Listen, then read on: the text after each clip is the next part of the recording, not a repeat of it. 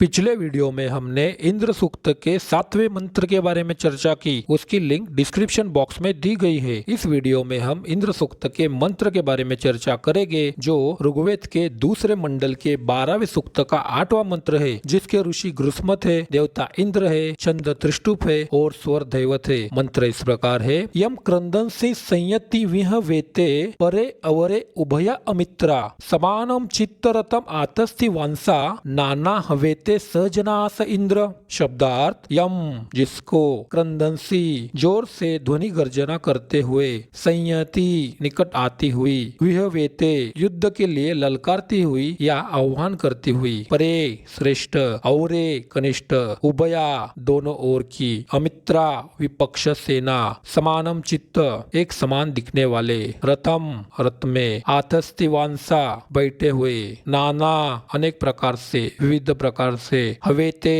आह्वान करते हैं, बुलाते हैं, सह वही, जनासह हे असुरो, हे लोगो, इंद्र इंद्र। अनुवाद, हे असुरो, एक समान रथ में बैठे हुए श्रेष्ठ और कनिष्ठ योद्धाओं से युक्त, एक दूसरे को युद्ध के लिए ललकारते हुए, जोर से ध्वनि गर्जना करते हुए, निकट आती हुई, दोनों ओर की विपक्ष सेना युद्ध में विजय प्राप्त करने के लिए जिसका विविध प्रकार से आह्वान करती है, विविध प्रकार से बुलाती है, वही इंद्र है, मैं नहीं। स्पष्टीकरण, ऋग्वेद से उपनिषदों तक इंद्र का उल्लेख शत्रु संहारक रूप में किया गया है। वैदिक साहित्यों में इंद्र की ख्याति युद्ध के देवता के रूप में है। ऋग्वेद में इंद्र को वृत्तासुर का विनाशक, शंबर नामक दैत्य के पुरों का नाश करने वाला, रतियों में सर्वश्रेष्ठ, दुष्टों का दमन करता, शत्रुओं को खदेड़ने वाला, महान बलवान, देवताओं में महान शक्तिशाली और वीरों के साथ युद्ध में विजयी बतलाया गया है। इंद्र के प्रभाव को आकाश से भी अधिक श्रेष्ठ और उनकी महिमा को पृथ्वी से भी अधिक विस्तीर्ण बताया गया है। इसलिए इंद्र को विशेष रूप से युद्ध का देवता माना गया है। वह अपने वीरतापूर्ण कार्य के लिए विशेष रूप से प्रसिद्ध है। इंद्र के वीरतापूर्ण कार्य इस प्रकार से है। इंद्र ने कंपायमान भूतल और चलायमान पर्वतों को स्थिर बनाया है। चमड़े के समान उसने ध्यावा पृथ्वी को फैलाकर रख दिया है। जिस प्रकार एक धुरु से दोनों पहिए निकाल दिए जाए, उसी प्रकार उसने द्युलोक और पृथ्वी को पृथक कर दिया है। इंद्र बड़े उग्र स्वभाव का है। स्वर्ग की शांति को भंग करने वाला वही एकमात्र देवता है। अनेक देवताओं से उसने युद्ध किया। उषस के रथ को उसने भंग किया। सूर्य के रथ का एक चक्र उसने चुराया। अपने अनुयायी मरुतों को उसने मार डालने की धमकी दी। अपने पिता तोष्टा को उसने ही मार डाला। अनेक दैत्यों को भी उसने पराजित और विनष्ट किया, जिसमें वृत, अहि, शंबर, रोहिन के अतिरिक्त उरन, विश्वरूप,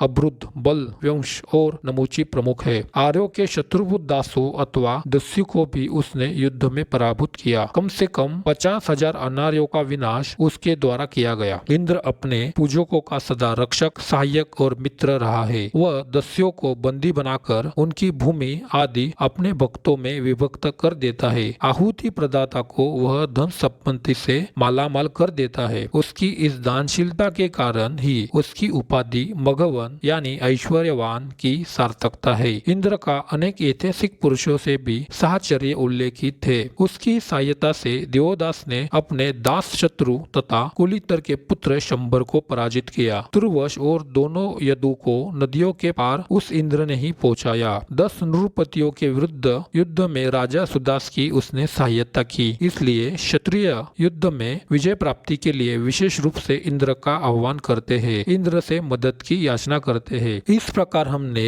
इंद्र सूक्त के 8वें मंत्र को उसके अर्थ और स्पष्टीकरण के साथ देखा। ऐसी और अधिक जानकारी पाने के लिए हमारे चैनल को जरूर सब्सक्राइब करें। धन्यवाद।